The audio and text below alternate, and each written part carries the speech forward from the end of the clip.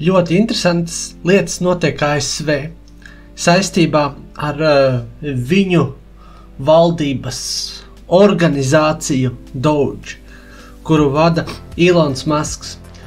Un sekojot līdzi šīs iestādes darbībai, mani pārņem tāds kā inspirācijas brīdis.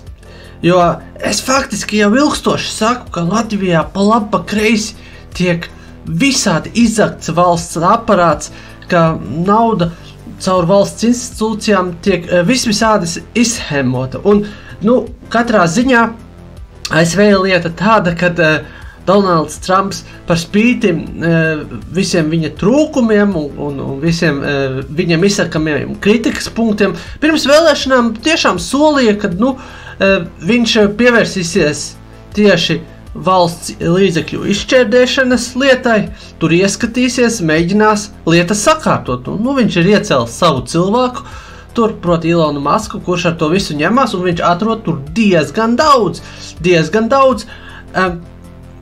Es atceros pirms vēlēšanām, tieši saistībā ar to Doge, bija, kas sauc viņiem valdības eficiences organizācija. Viņiem iepriekš izteica dažādi oponenti to kritiku, ka ir taču ASV kaut kas tāds kā valsts kontrole. Ja, mums Latvijā arī ir kaut kas tāds kā valsts kontrole.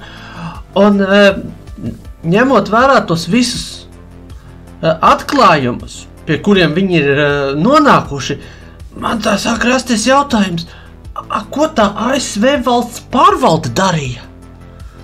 Faktiski viņa bija disfunkcionāla, viņa neko rūpīgi nepārbaudīja, varbūt ekstrēmi pavirši. Šādas lietas nekādi nebūtu iespējams, ja valsts pārvaldes kontrola mehānismi strādātu efektīvi, ja tās kontrola instances būtu tiešām reāli darījušas savu darbu.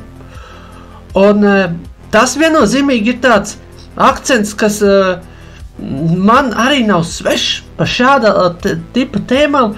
Es gan Dobeles novada līmenī, gan valsts līmenī esmu daudz runājis. Un man liekas, ka līdzīgas problēmas mums ir arī Dobeles novadā. Gan tieši pašvaldībā pašā kā tāda, gan arī pašvaldības uzņēmumos kā namsaimniekā. Es jau iepriekš esmu norādījis uz to, ka mums vajadzētu namsaimnieka lustrāciju, Dobeles namsaimnieka lustrāciju, Wikileaks stilā, un tad tur viss kaut kas atrastos. Un redzot to, kas Amerikā notiek, sekojot līdzi viņa notikumiem, man tiešām kāpja vēlme pašam savā vēlēšana programmā aktīvāk izcelt to, ka mums arī tā varētu būt. Man liekas, ka tā mums arī ir, ka milzīgi daudz naudu tiek notralināta un izšķērdēta. Lai to apturētu, vajadzētu veikt tādu kā ģenerālu inventarizāciju, tā kā lielo auditu. Un tiešām ieskatīties tajās lietās. Un tas, ka kaut kādas uzraugu instances veic auditus, tas nav nekāds garants. Jo viņi var uztaisīt nekvalitatīvu auditu, ignorēt lietas, neieskatīties lietās, strādāt uz dziļu vienaldzību, uz dziļu tādu neieinteresētību, un viņiem nekas nenotiek, viņiem nav nekādas konsekvences, viņi saņem algu, ieliek ķeksi burtnīcā un viss kārtībā. Tā ir tiešām tāda lieta, kas mūs skar, un šeit man jāsaka pavisam vienkārši.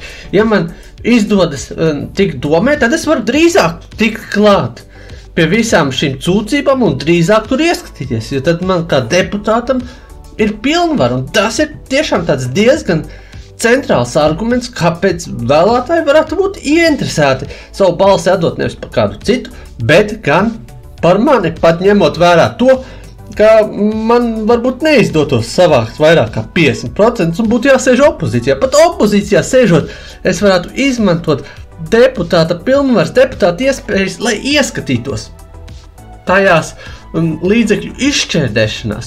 Jo, kā parastam cilvēkam, tas ir diezgan grūti iespējams, jo daudz kas tiek slēpts. Valsts aparātā lietas ir ļoti necaurspīdīgas, Paldies, ka klausījāties!